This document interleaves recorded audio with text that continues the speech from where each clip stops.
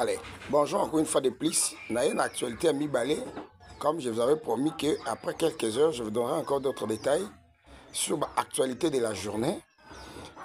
Au finish, Naïbsa Kibino, dossier Joseph Kabila.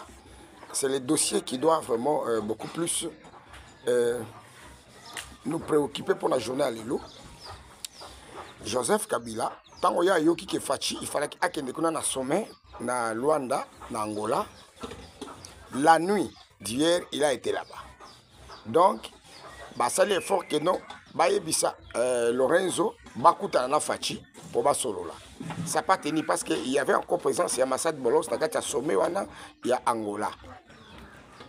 Mes très chers amis, comme, tellement qu'il n'a pas trouvé les gains des causes, là de l'autre côté, il fallait qu'il va solo là, ça n'a pas eu lieu.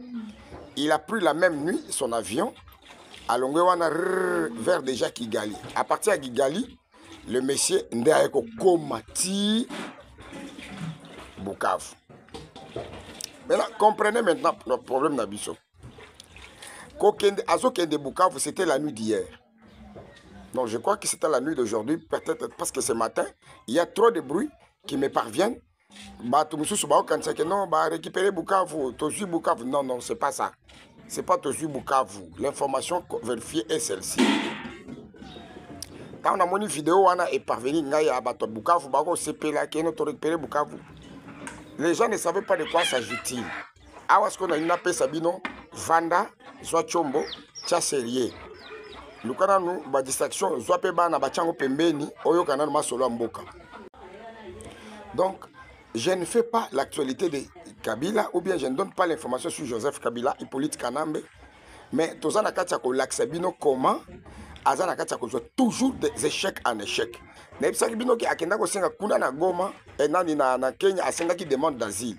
Place à Koko Sabrité, en tout cas on lui a refusé. Donc, Baboye lié que même l'Amérique a dit que non, yondongo zana exil dans zinga ya ba pays tout aux alentours ya RDC au kokota tepe govanda kunate. On lui a refusé. Ces pays azana katiako s'organiser, qu'on se préparer pourquoi et comment bagoy ko kende naïe. Bande gonangai. Ça chauffe. Il y a un cortège vers Bukavu. Suivez-moi rapidement. Vers Bukavu, bazana cortège bago kende.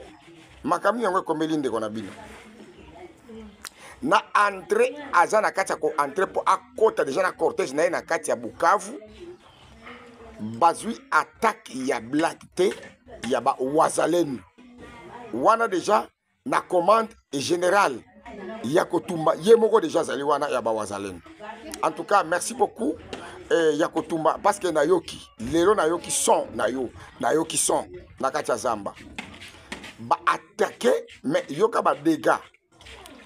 Jeep Mibale, il y a cortège na ezaki touché seulement 7 morts parmi ba oyo bazaki na cortège parce qu'il était accompagné par des militaires rwandais. Kaka d'habitude parce que c'était rwandais, bandengone ba rwandais ne muto bazako sécuriser. 7 morts sur place ba kofi bazaliwana. Monsieur ayeko baluka na Jeep na cortège baye kokima butu butwa soki bomoni na moi lelo na Bukavu, informez-vous que aye ernini c'est que azongi sous na moi, mais je ne pense pas, c'est un peureux, un poltron du jamais vu de mauvais goût. Ndenga na ebeli monsieur wana azakande mutoko banga fort ti ba kombo bo pesa ka chine rambo soki chine wana tout ça bo pesa ka pona ko pesa ba flatter bo zwa ba mbongo na yebo yiba ensemble avec lui na kati RDC. Yanke abaluki abandi kokima apakati mbango. Vous me comprenez? Kokima ya kimi akei nde siko na tongo ya lelo bana Bukavu bayoki sangwana lere bakuti déjà que bibembe zali wana ya batu 7 na kata cortège na ye pensant et croyant que yemoko babomie alors qu'il était ciblé par les drones américains basé qu'on communiquait avec les Wazalendo. Mes très chers amis, vous comprenez déjà que Tipo Azana Katakosuka. Azana Katakosuka. Il est vers la fin. Il y a un succès. Et puis Ndenga Zaliwana, il a compris que il y a déjà Nakatia balle, Nakatia match. Aza déjà en dehors de match. parce que ce qui peut avoir déjà dialogue intercongolais. Dialogue intercongolais, oyo, bah, monsieur l'abbé, oh, bah, yekoluka. Information zaliwa nezake, to seki, Vital Kamerhe makamboza na wono na silicité, akeko senga keno ngape, basa la commission moko, o toko tape na dialogue wana intercongolais. Na ebisaki bino clairement que na dialogue intercongolais. Président alobi boy, na boy na ngati, biso to ba congolais. Bolingo ça la dialogue. Non mais je ne peux pas refuser. Mes conditions à liboso. Na dialogue wana eza ya ba congolais. Naza na posa koyoka teke boyela nga kombo nanga na dialogue wana. Boyela nga kombo Joseph Kabila na dialogue wana te. Nayoka pe kombo ya Moïse Katumbi na dialogue wana te. Bato wana basali mabe mingi. Ils ont tué, ils ont égorgé, ils ont violé après avoir posé ba acte contre l'humanité. Ya koboma modèle wana, ba mona biso tout autour ya table na bato wana ekosimba. Wana nde condition pour na ba politicien. Alobi parmi bino 5 ba évêque nazana batu 3 na ligne comme na présence na bango te. Boyoka condition. Ya liboso namona d'abord 1 mute bate azala wana te ya mission ya SCC. Namona te ambongo, frigolin ambongo. Et puis namona te abechol. Pourquoi aboyi batu 3 oyo? Mbongo pas soupçon. IGF déjà a un problème dans mesa ya plus de 25 millions de dollars au ba pesa ki bango pona ko sala ba misala kota est na bité soki ya kotonga ba classe ya bana soki ya kotonga ba église catholique soki ko sala nini gouvernement pesa ki bango mbongo ngo pe belé gouvernement bo pesa ki bango nini? Est-ce que vous mangez à faire na ba mbongo makambo ngo pe izolekela ngai mbongo ebele boy donc biso kaka bozwi mbongo bo pesi soki bo pesi ba yibi ndebo yo yebisa biso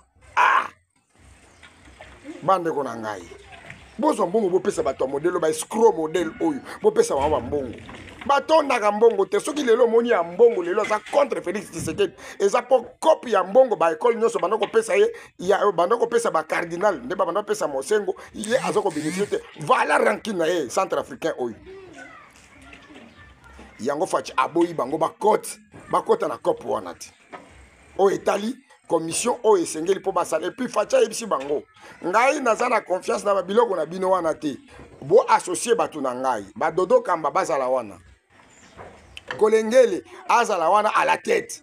Vous comprenez un peu?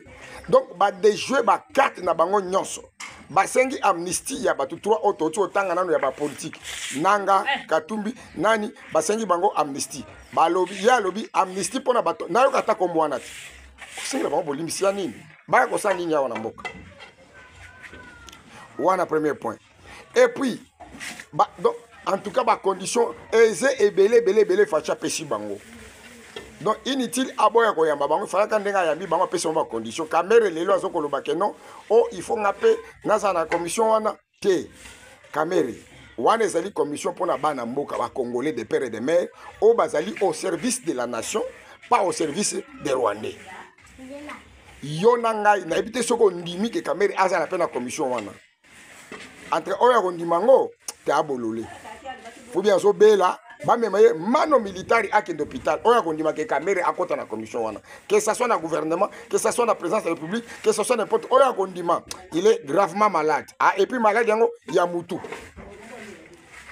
bande ko na ngai to souhaiter mwana mboka bemba azala wana oyo ba yini wana makasi azala wana na commission wana tozana posa Costa Mutamba azala pa na commission wana parce que bango wana ne ba na mona ba loyal oui bat o baza au service à nation na moni bango wana pour moi to déranger terrestre quoi parce que ça makamne ya ba deal ya ba makambe belé ya mboka aller par-ci par-là tout ça.